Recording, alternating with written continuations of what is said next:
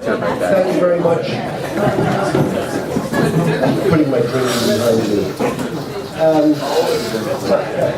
Tom Brown is going to come up and tell a story now. He will tell me nothing of the content. I don't know, it's got me a little bit frightened, but the title is, Tom, is this correct, Tom? Tom, is this correct? The Last Navigator? Yeah, I saw it on the poster. Oh, he forgot that. That's it. Anyway, Tom Brown, please.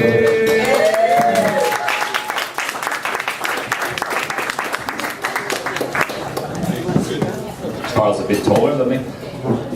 Ladies and gentlemen, always a pleasure to be back here again. Sorry to arrive so disheveled, smelling of hamburgers. I'm a boss, so I've been out bossing all day, and I'm very sleepy now because I discovered, much to my surprise last year, that my sperm is still viable, and as a result, in January, my family welcomed a new child, and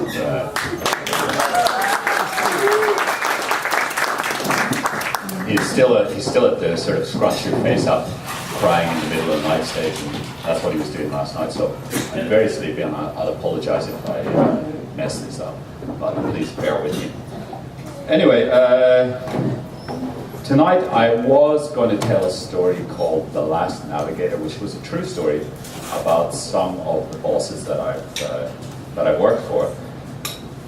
But I realized that that particular story would be impossible to tell without using a lot of offensive sexual innuendo. That's okay. Dirty joke about a girl called Hope and a guy called Jack, and some profane words like shit and fuck, gold shite.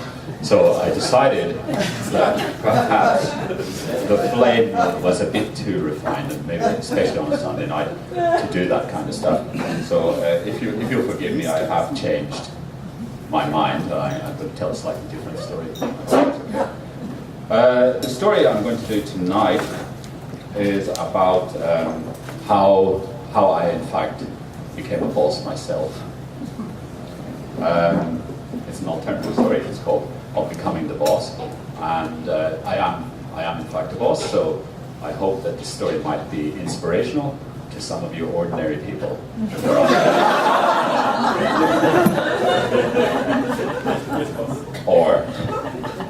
or not. We shall see. Anyway. I could do a few impressions as well. How about this one? I never got to where I am today by being honest. Anyone who remembers the 70s BBC sitcom, The Fall and Rise of Reginald Perrin, will remember. Does anybody remember that? No? No. Oh, come on, CJ. No. Oh, this is totally wasted on you guys. Yes. Are you American or something? Yeah, sorry about that. Yeah. Hey, check it out on the internet, YouTube. It's fantastic. Anyway, I was going to say you would remember poor suffering Reginald Perrin, who was driven to absolutely bizarre behaviour, to fake his own suicide by his boss CJ, who was tyrannical and pompous. But what about David Brent? I'll repeat that. David Brent. Anybody know him? Yeah. Yeah. Okay. Right. He is the arrogant narcissist manager in The Office. So I'll try to do David Brent. I'm not very good at this, but I'll try it. Anyone good at David Brent? Okay. Fine. Okay. Let's see if I got my David Brent here. Okay, you'll have to chill out. Yeah, just trust me. This is what I do. You never work in a place like this again. This is brilliant. Fact. And you never have another boss like me. Basically, just a chilled out entertainer.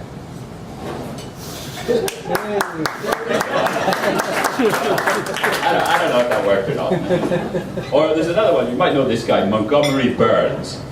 Montgomery Burns, who locked his loyal sidekick Smithers out of the escape pod in the nuclear meltdown.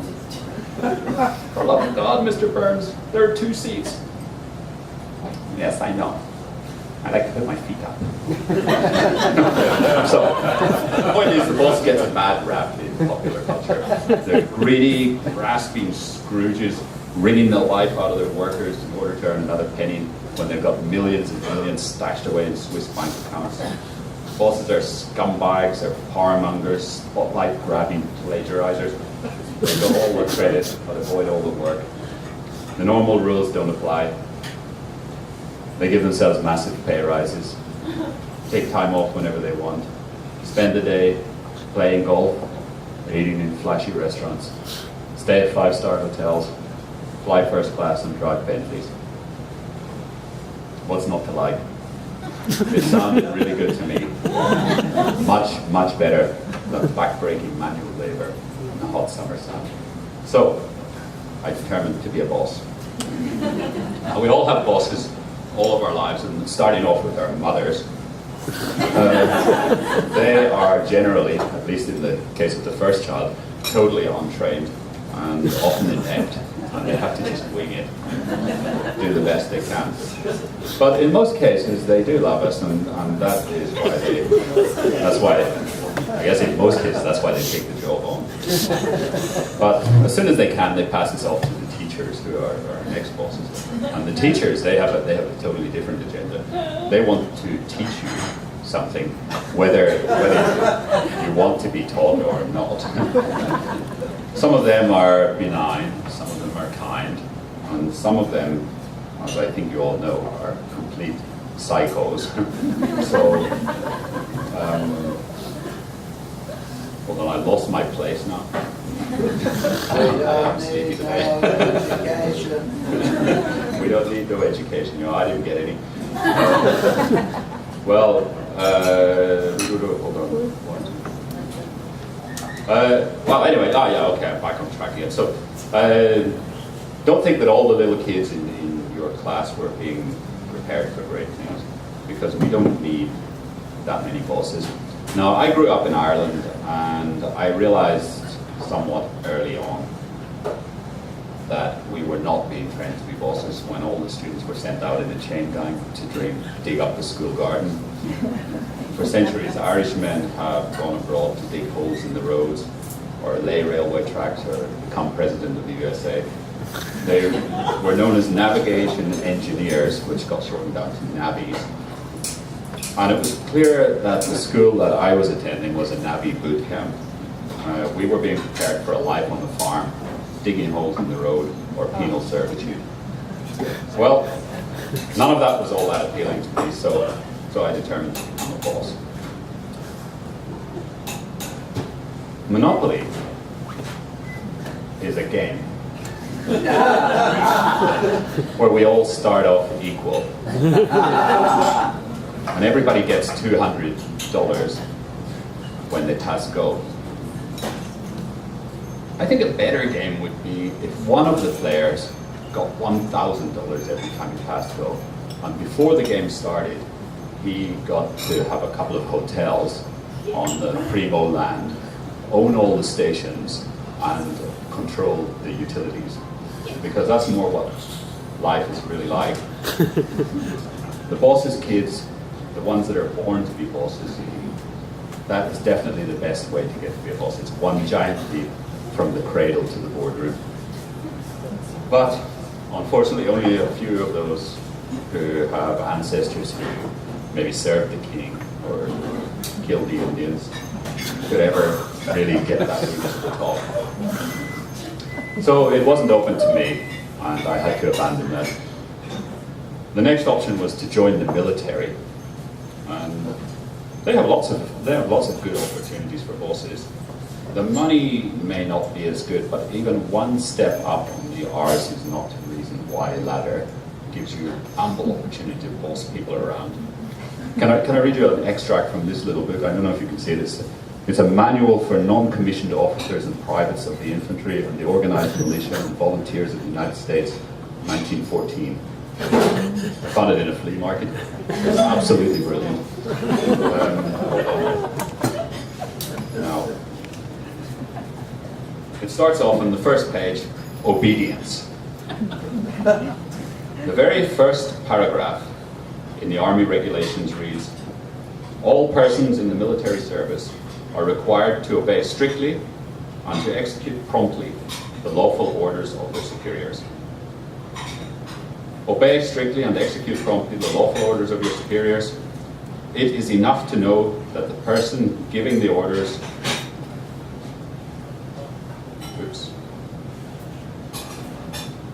so it's falling to bits because it's really old. Whether he is an officer, a non-commissioned officer, or a private acting as such, is your lawful superior.